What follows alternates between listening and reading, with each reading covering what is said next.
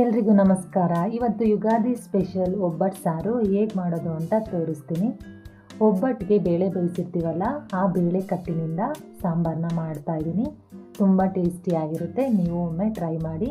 ನನಗೆ ಇದೇ ರೀತಿ ಸಪೋರ್ಟ್ ಮಾಡಿ ಸಬ್ಸ್ಕ್ರೈಬ್ ಮಾಡ್ಕೊಳ್ಳಿ ಅಂತ ಕೇಳ್ತಾ ಹೇಗೆ ಮಾಡೋದು ಅಂತ ನಾನಿವಾಗ ತೋರಿಸ್ತೀನಿ.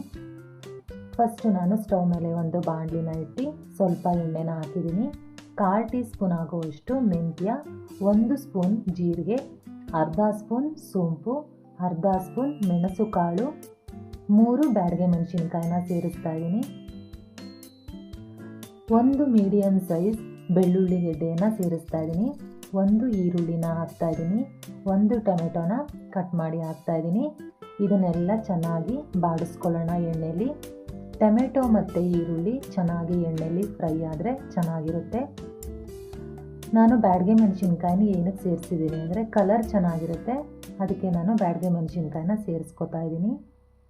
ಇಲ್ಲಿ ಸ್ವಲ್ಪ ನಾನು ಕಾಯಿನ ಹಾಕ್ತಾ ಇದ್ದೀನಿ. ಕಾಯಿನ ಹಾಕೋದ್ರಿಂದ ಒಬ್ಬಟ್ಟು ಸಾಂಬಾರು ತುಂಬಾ ರುಚಿಯಾಗಿರುತ್ತೆ. ನಮ್ಮ ಅಜ್ಜಿ ಕಾಲದಲ್ಲೆಲ್ಲ ಇದೇ ರೀತಿ ಸಾಂಬಾರು ಮಾಡ್ತಾಯಿದ್ರು. ಕಾಯಿ ಹಾಕ್ತಾನೆ ಯಾವ ಸಾಂಬಾರನ್ನು ಮಾಡ್ತಾ ಇರಲಿಲ್ಲ. ನಾನು ಕೂಡ ಕಾಯಿನ ಎಲ್ಲ ಸಾಂಬಾರಿಗೂ ಯೂಸ್ ಮಾಡ್ತೀನಿ. ತುಂಬಾ ಚೆನ್ನಾಗಿರುತ್ತೆ ಫ್ರೆಂಡ್ಸ್, ನೀವು ಒಂದ್ಸಲ ಟ್ರೈ ಮಾಡಿ. ಇದು ಫುಲ್ಲು ಹಾರೋದಕ್ಕೆ ಬಿಡೋಣ. ಇದು ತಣ್ಣಗಾದಮೇಲೆ ಒಂದು ಮಿಕ್ಸಿ ಜಾರಿಗೆ ಸೇರಿಸ್ಕೊತಾ ಇದ್ದೀನಿ. ಸ್ವಲ್ಪನೇ ನೀರನ್ನು ಹಾಕಿ ತುಂಬಾ ನುಣ್ಣಗೆ ರುಬ್ಕೊಂಡು ಬರೋಣ. ಇವಾಗ ನಾನು ಸಾಂಬಾರಿಗೆ ಒಗ್ಗರಣೆ ಮಾಡ್ಕೊಳ್ಳೋದಕ್ಕೆ ಸ್ಟವ್ ಮೇಲೆ ಒಂದು ಪಾತ್ರೆನ ಇಟ್ಟಿದ್ದೀನಿ. ಸ್ವಲ್ಪ ಎಣ್ಣೆನ ಹಾಕಿದ್ದೀನಿ.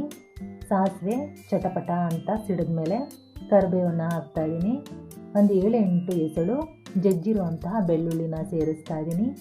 2 ಬ್ಯಾಡಗೆ ಮೆಣಸಿನ್ಕಾಯಿನ ಮುರಿದು ಹಾಕ್ತಾ ಇದ್ದೀನಿ. ಇದನ್ನು ಚೆನ್ನಾಗಿ ಫ್ರೈ ಮಾಡ್ಕೊಳ್ಳೋಣ. ಇವಾಗ ರುಬ್ಬಿರೋ ಅಂಥ ಪೇಸ್ಟನ್ನು ಹಾಕಿ ಬೇಳೆ ನೀರನ್ನು ಹಾಕ್ತಾ ಇದ್ದೀನಿ. ಒಬ್ಬಟ್ಟಿಗೆ ಬೇಯಿಸ್ಕೊಂಡಿದ್ನಲ್ಲ ಅದೇ ನೀರನ್ನು ಹಾಕ್ತಾ ಇದ್ದೀನಿ. ಸ್ವಲ್ಪ ಬೇಳೆನೂ ಉಳಿಸ್ಕೊಂಡಿದ್ದೆ ಫ್ರೆಂಡ್ಸ್, ನಾನು ಅದನ್ನು ಕೂಡ ಹಾಕ್ತಾ ಇದ್ದೀನಿ.